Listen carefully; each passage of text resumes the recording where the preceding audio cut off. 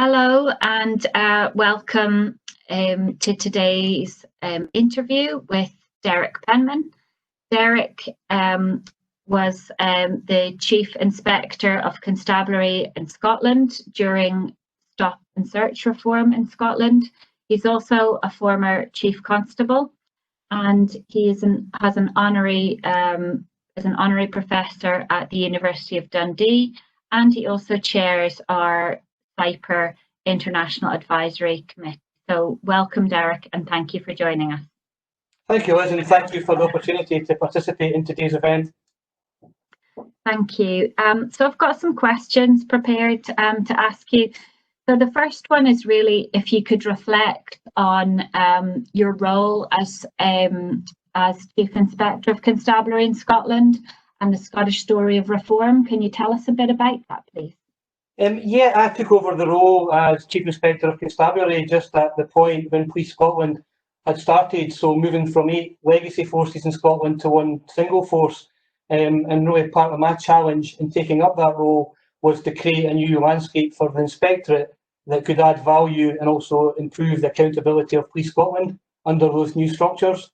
I was particularly mindful of the fact that when you have one force and one dominant leadership of policing in Scotland, you would lose some of the diversity that might exist in having 8 police forces and that kind of, sort of cognitive diversity of having 8 chief constables, where things could be changed and challenged into having one. So one of the things I was very keen to do was really to, how would we work to improve accountability of policing generally in Scotland, working with the police authority.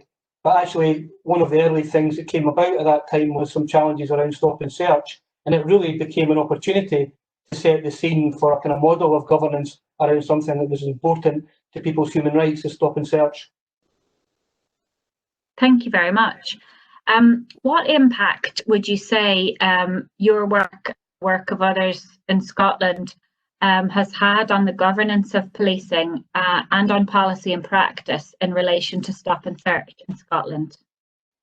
In terms of stop and search, as you're very much aware, and other people might not be as aware, stop and search became one of the key policies of Police Scotland at that time. It was probably a good example of a practice that had been used widely in Glasgow and in the Central Belt, with perhaps a belief, perhaps an unevidenced belief, that it had an effect in terms of tackling violent crime. And I'm sure it had an impact. That impact, I think, is difficult to measure. But that policy was brought in and then was rolled out almost, universally across Scotland against different cultures, different communities. It was driven through a performance management regime, and it was actually a good example of something that was new, that was being pushed out, but actually was starting to cause conflict within communities and actually within policing more generally, where you had officers in some areas who were not used to the tactic being used in the way it was, and there was some pushback from that. What we found in that environment, if you like, that was being driven through by performance, was actually quite a lot of resistance from police officers, and there was actually some really valuable research was done by Kath Murray, an academic at that time, that was starting to kind of question the impact of that policy and almost question the legitimacy of the policy as it's been run out. What that demonstrated to us was really that the power of an piece of academic research that was then linked in and taken up with the media in Scotland actually created a bit of a crisis. And that crisis then led to me in my role having an opportunity with the statutory powers to do a piece of work around stop and search and actually do an inspection of that. And when we actually looked into stop and search in more detail in Scotland, we discovered that there was issues with the way the practice was being done. There was issues with the way the practice was being recorded. There was probably issues in relation to the target audience who were being subject to stop and search. But what there was overall was almost a complete lack of accountability and a complete lack of governance of the tactic within Scotland. So that led to myself and colleagues doing a really detailed review of stop and search, gathering some data for that, and then leading to a report with a number of recommendations for improvement around that. That also included a role for the Scottish Police Authority in improving their oversight of that.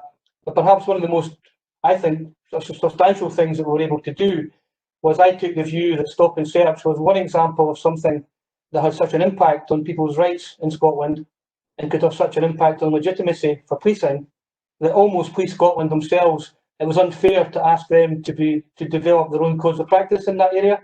And actually, it was something that was so fundamental, it actually should be taken away from policing and given to other people, politicians effectively, to allow them to actually develop the processes and the guidance and things that have to be done.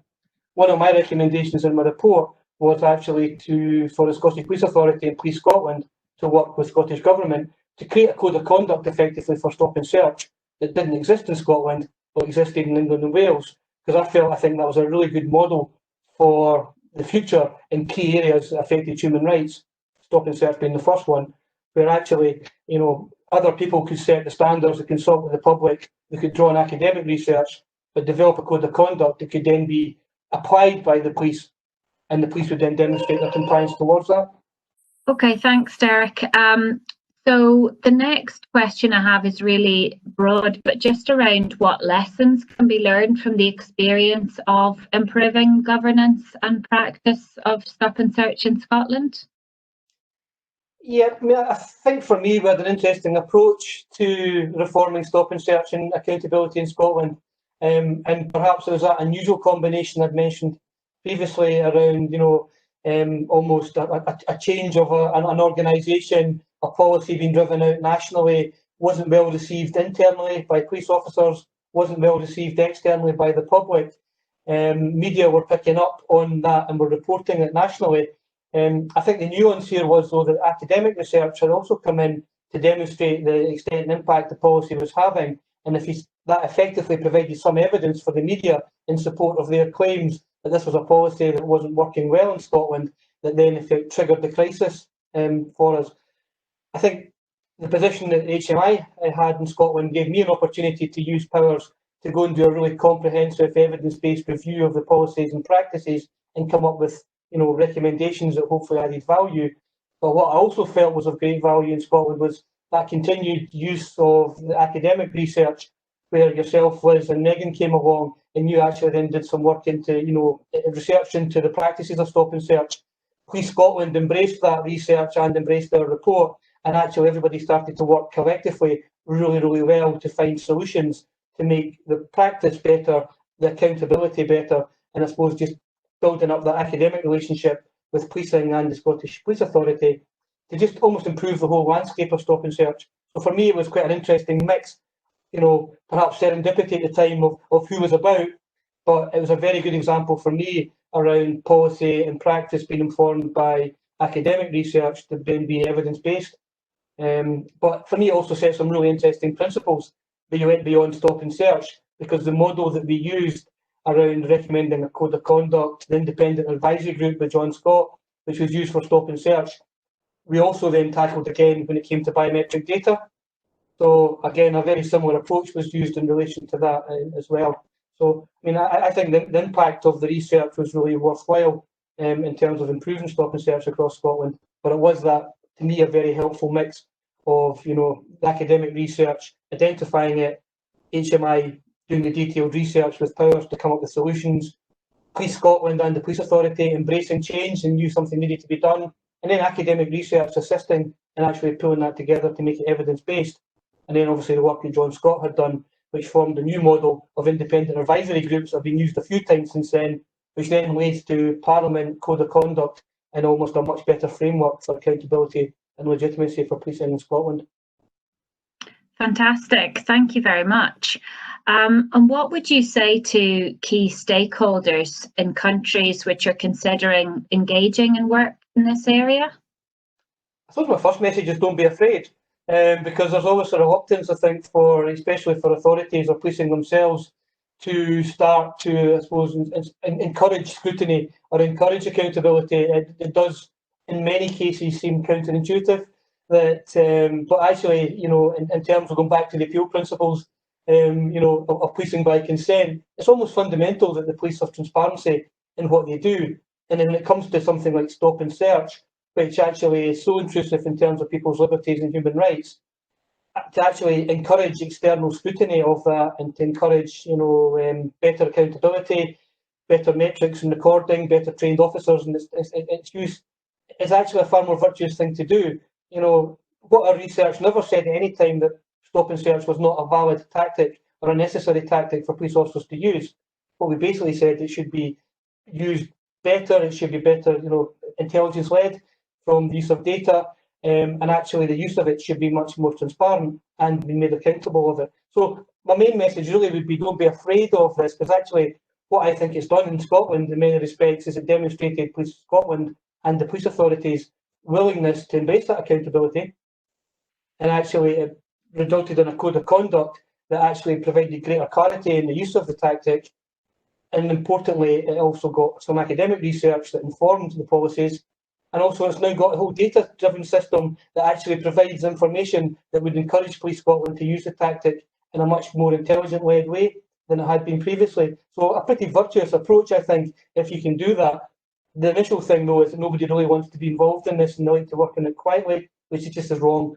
So, don't be afraid and, open up these tactics for scrutiny, but also involve academia in working alongside you.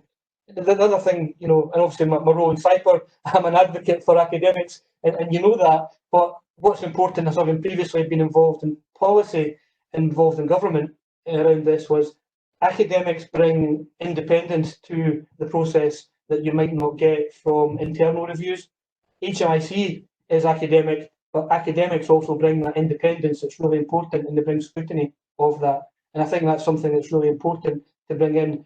My experience as academics will work really well alongside policymakers, but they must have academic integrity in the work they do, but it certainly adds value. Thank you very much, Derek. That's been extremely helpful. Thank you for your time. Welcome, and I hope the rest of the day is a success.